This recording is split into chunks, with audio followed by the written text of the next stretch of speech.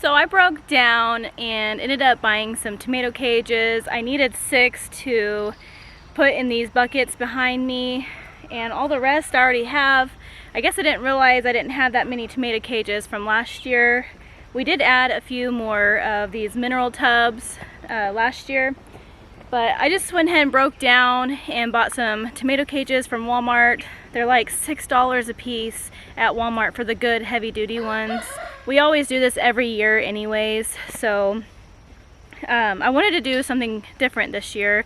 I'm going to try to drive some T-posts. We have a ton of T-posts laying in here in the garden, and I'm going to try to put these tomato cages in and probably use some type of galvanized wire and sturdy the tomato cages and kind of hook them all together with some T-posts in the ground every so many feet.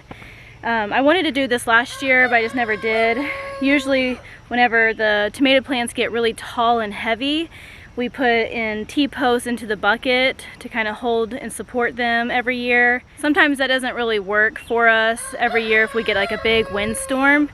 So if I can get some T-posts driven into the ground, if I can do that, because it's kind of hard ground right here where we're at, where the tomato buckets are, just to try to support them a little better this year. I'm going to try that this year, but I am going to try to put these tomato cages in before these tomatoes get even bigger. They're getting huge, so hopefully I can get them on there without breaking any branches, because they are getting pretty tall. So I'm going to work on that today, and then I'm going to work on my peppers.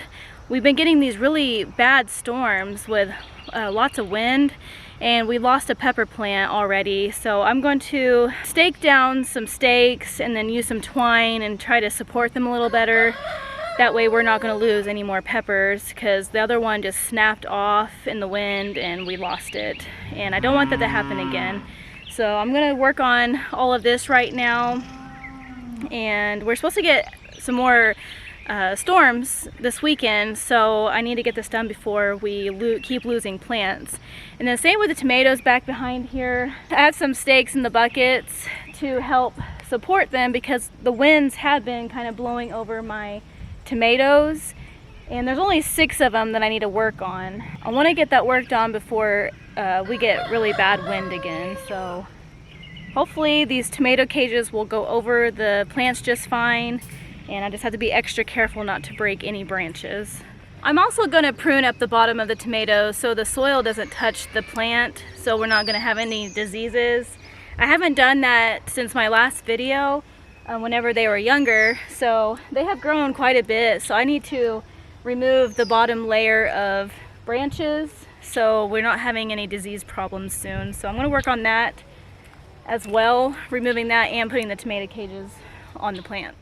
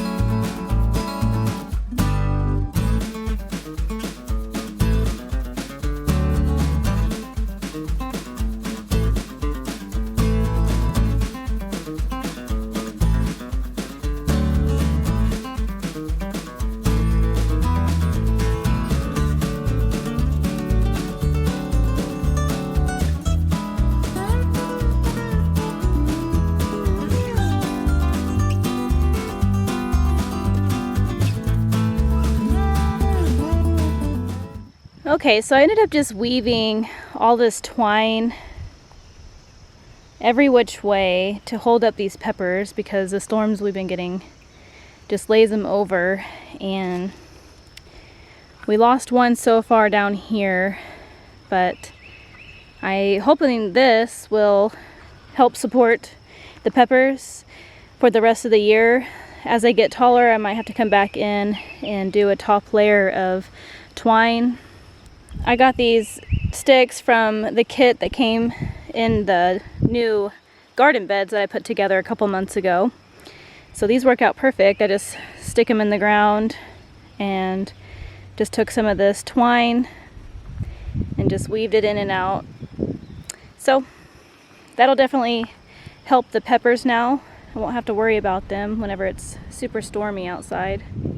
So I ended up taking the lower branches off of the tomatoes. I do that every single year just because I want my leaves and stems to stay off the soil, because it can start to disease if you're not careful.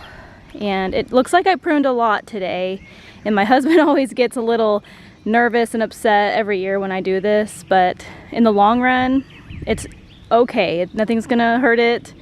I'm just making sure like nothing's touching the soil. And now though, it's not shaded out very well, as you can see, so it'll start drying out the soil in the containers. So I got to keep an eye on that morning and evening, making sure these buckets are not drying out too bad. So luckily though, we've been getting rain every day. I haven't really had to water at all since I put my water lines and sprinklers in. One thing I have noticed though, there's quite a difference in size with these tomato cages with my old tomato cages. The old tomato cages are really heavy duty, but these ones are huge. They're like way taller than my other ones. So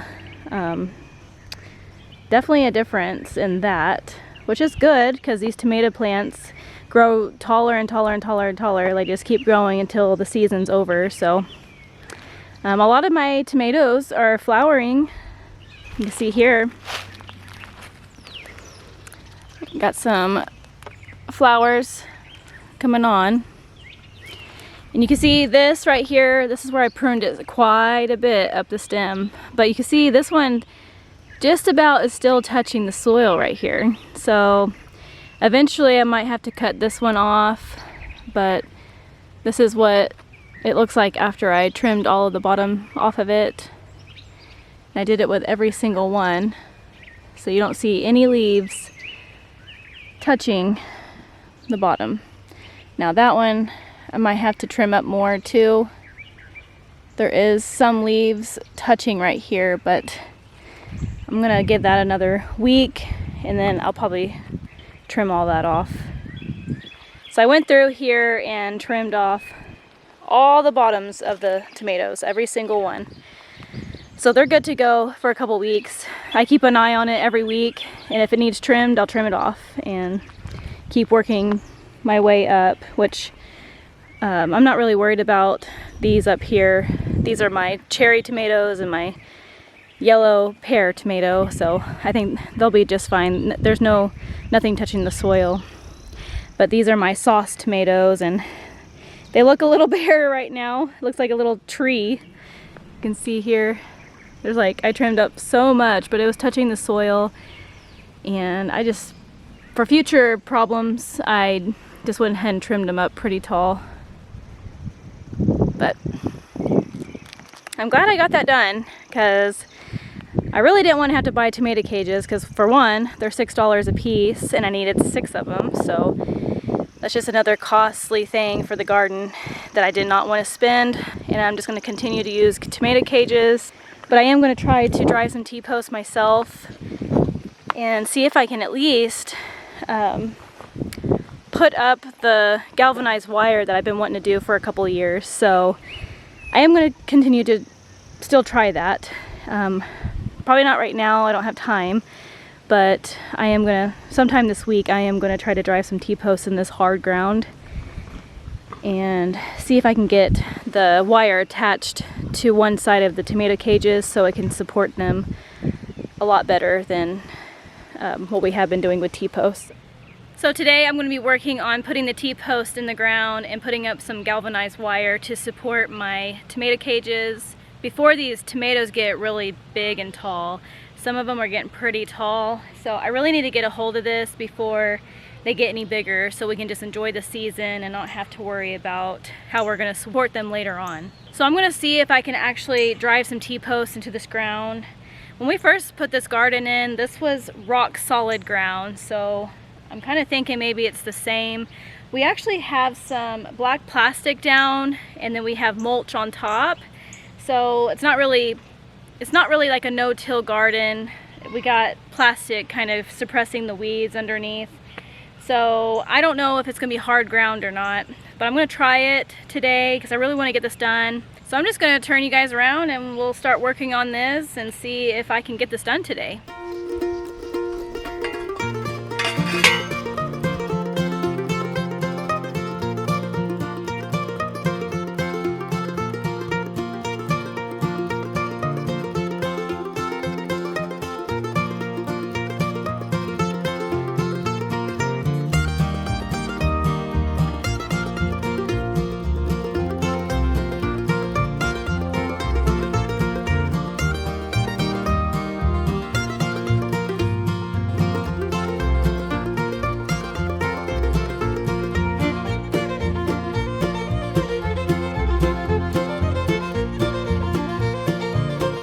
Alright, so I got the T-post driven in the soil. Actually, it wasn't too bad to drive the T-post.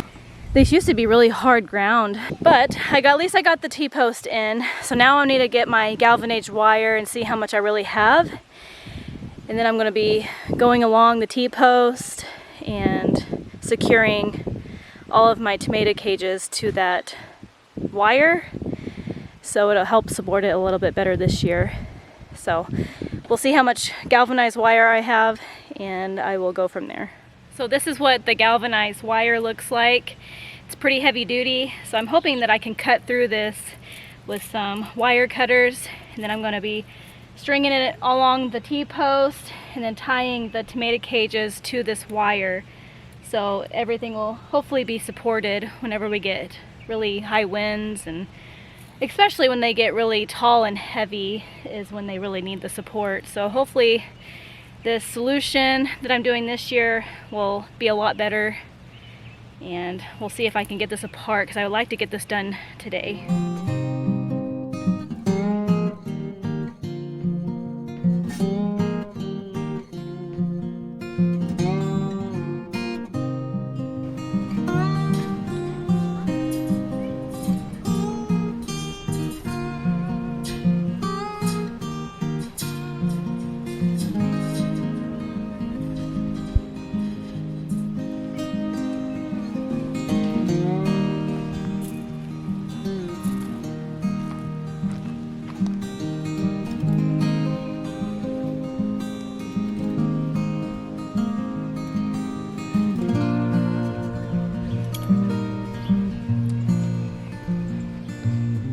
So I'm just going to go over it with my husband tonight and see if we need to add 2 galvanized wires or just keep a single one to see if that'll support all of this weight. There's going to be quite a bit of tomato cages hooked up to these, but I'm pretty sure it's going to be just fine with the T-post holding everything to keep it really sturdy. So we'll go over that tonight. We'll see if we need to add a second wire down below. But you kind of get the point of what I'm doing here is I'm just going to put this galvanized wire wrapped tightly around these T-posts. My husband's going to do that because he's way better at that than me. And then we'll attach right here. We'll attach this wire and the tomato cage together right here. I will probably use zip ties.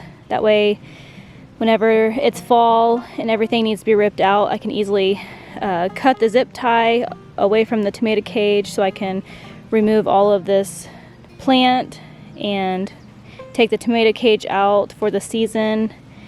But I'm sure we will keep the T-post and the wire up all year round. I will not be taking that down.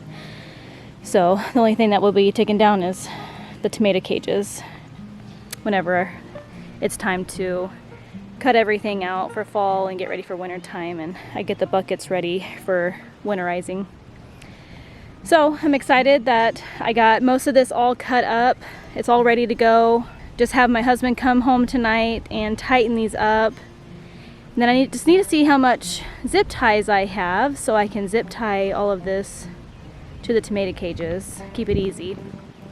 So I really think this is going to be a great solution this year, other than our normal is just to put a T-post inside the bucket and tie it to the tomato cage, which that never hardly works. The plants can still fall over.